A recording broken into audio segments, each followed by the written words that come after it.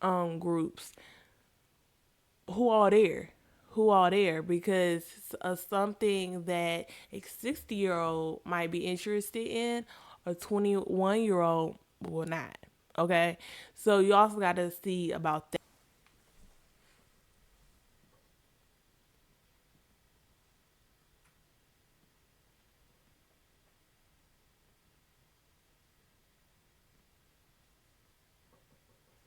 Like, cause y'all don't get it. For my daycare workers, for my education workers in general, in all categories, when you're working with people. Hey, teacher besties, welcome back to Childcare Unlocked, where we talk about all things education, from childcare to college.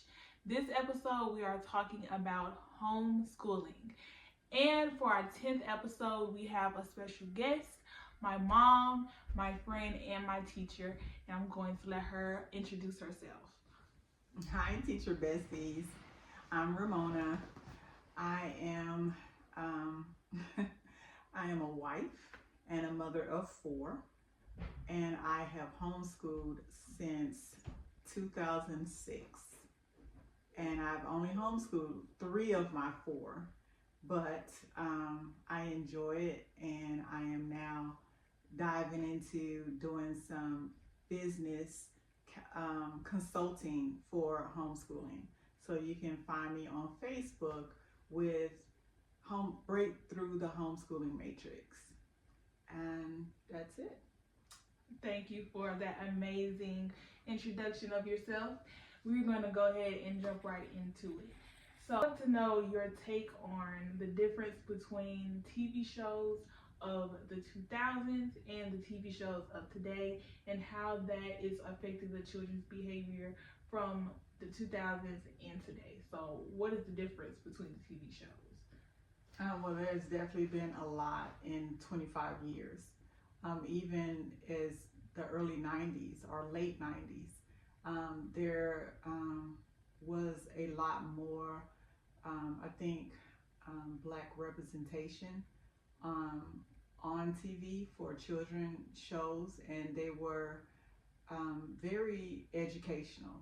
They were just continue to inspire youth, and I think that's very important, not just education but inspiring, because everything doesn't have to be educational, but at least when they are watching or engaged in something, that they're talking about content that helps with behavior. Even with the little things on Sesame Street, when I was growing up, they did have different parts of conversations on strangers, and, the dangers of, household appliances, and not being able to get permission before you open the door, or how to answer a telephone. So all of those things help to influence behavior, and it gives you an opportunity to hear something if your parents didn't say that. So everything that you're engaged in as a child is just very important, from the music that you hear to the content that's on television. So that was in my time, and it continued on for a long time. But then in the 90s, you had Little Bill. You began to come out from the 90s to 2000. So you had Little Bill, you had Dora the Explorer, you had Diego, you had just such a large variety of positive, good content as far as children shows. There were also Baby Einstein. So that series was very educational as well. So, just to see how cartoons have evolved. Like, there is still some good cartoons out there. Like now, I think I would lean more toward um, the Wildcrats, science and nature, and, for boys especially, because, even though boys like that outdoor, the rugged, most of them, you want to explore that. And I always seek things that I want to help facilitate more learning in. So if it's science, we did Zula Patrol, and that was space in the universe. If it was about animals, of course, Dora, and then Sid the Science Kid. So I really like cartoons that represent children, not necessarily animals, but children. Um, just was something that another child can relate to. Of course, the other cartoons that have uh, just characters, the parent need to be involved to just make sure they understand what's real and what's not, because a lot of time it's just a selling tactic and it doesn't really benefit you. A lot of times it's not as beneficial as seeing another child on television, because it's like they're learning and I can learn these things, even if it's foreign language. There has some foreign language, and with Dora, she would give you like a word of a day, so it gave you an opportunity to learn that. And I just appreciate those types of cartoons, and I think it's just very important. And even if they're not on television, I just really would encourage the parents to seek out and purchase those. Those are investments that you're going to have for your children. So, and it's also an opportunity to limit how much television that they're getting, because if you just go back to the old-fashioned method of a DVD or whatever, it was a time period, and they can watch that and then it's done, and then you have to move on to something else. So that's one of the biggest thing is the cartoon content that's available today versus what it was before. That's good, because I know Caillou is a big controversial cartoon that nobody's mama liked, because they always said that he was very disrespectful and rude. So it's definitely a list of good ones and bad ones, and I definitely do agree that the shows of each day had some type of effect, positively or negatively, on the child's behavior, because of course what you are introduced to and what you hear, what you see all the time is definitely going to have an impact on how you behave. So that is good. That is a good point, and I'm glad that you made that point. I want to know, because homeschooling is such a scary topic when you introduce it to parents, and even pulling the idea of pulling their child out of a public, private, or whatever type of school they do go to into homeschooling. It's just a scary topic. So what made you start homeschooling, and what were the emotions, kind of sort of characteristics that you obtained when making that decision? It was definitely a scary choice. It was a difficult one to make, but I was heavily influenced actually by a lecture that I heard. The Honorable Elijah Muhammad said at one time that you can teach your children more sitting under a tree about life and things than they would get in the school system. And so I took that to heart, and I still remember that to this day, and I really put that into practice. But it was a lot of challenge in family, because it's just something no one in the family at that time had done full time. Like this is what you're going to do, is take your children out of school. Like, well, why? So a lot of the older generation, it was a lot of conflict. It was a lot of back and forth. My husband was not 100%, with it, and like, but he did, get on the bandwagon, and he did begin to support. But he was definitely, a lot of time like, I don't know about this, and you sure? And it did bring about hesitation. And then I know um, with you having allergies, the daycare at the time, it was just such a issue and problem. And sometimes daycares, would create their in their title academy and not academy because there was not a lot of learning going on. So, I'm paying for these books or these things and they're sitting in the cubbies unused. So I was like, you know what? I think this is the day. So I gave my notice at work and I did it. And my goodness, it was a lot. And I pulled my son out of school. Um, he was in the third grade at the time and he was going to private school, and just even at that time, bullying and a lot of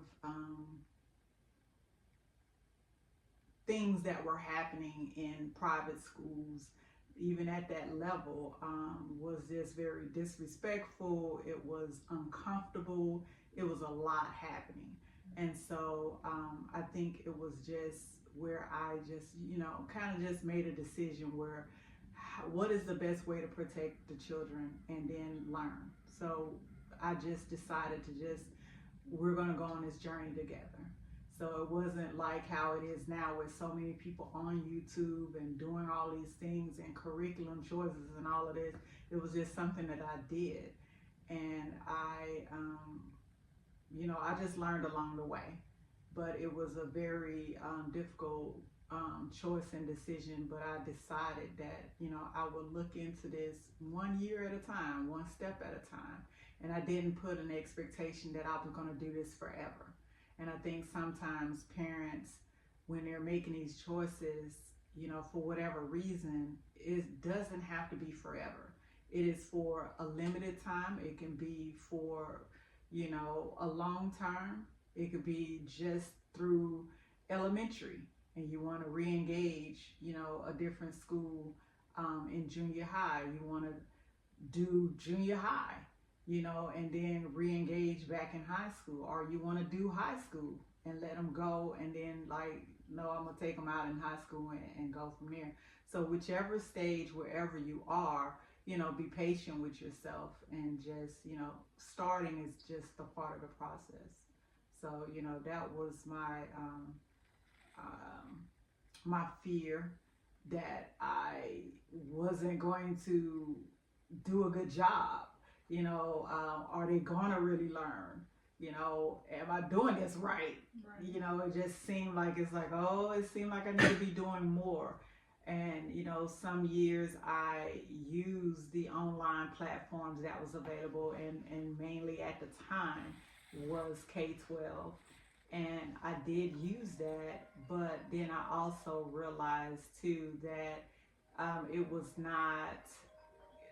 not giving me the flexibility, that I wanted to do, as far as going on the field trips and doing other things that I wanted to do on my own, certain things I wanted to teach. So there were other curriculums out as I began to go to the homeschooling networks.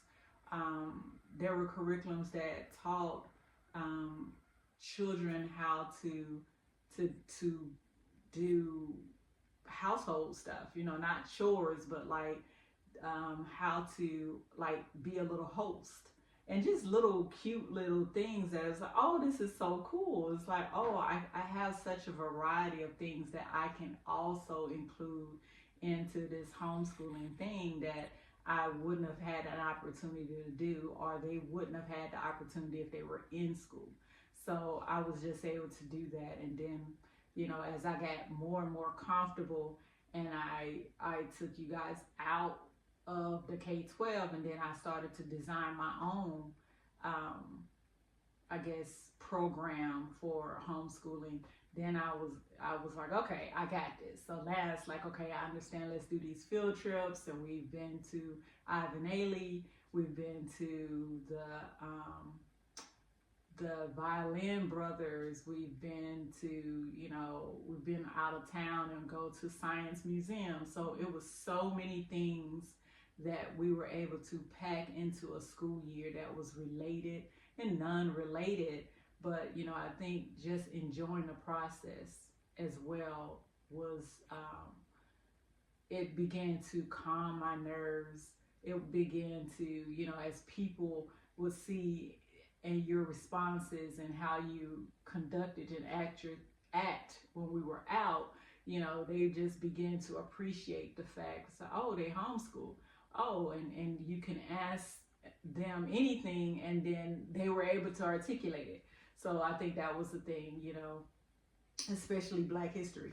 That was just one of the king things that I definitely wanted to make sure you had and understood, that there were more great accomplishments done by our ancestors other than the normal ones that are talked about in school now.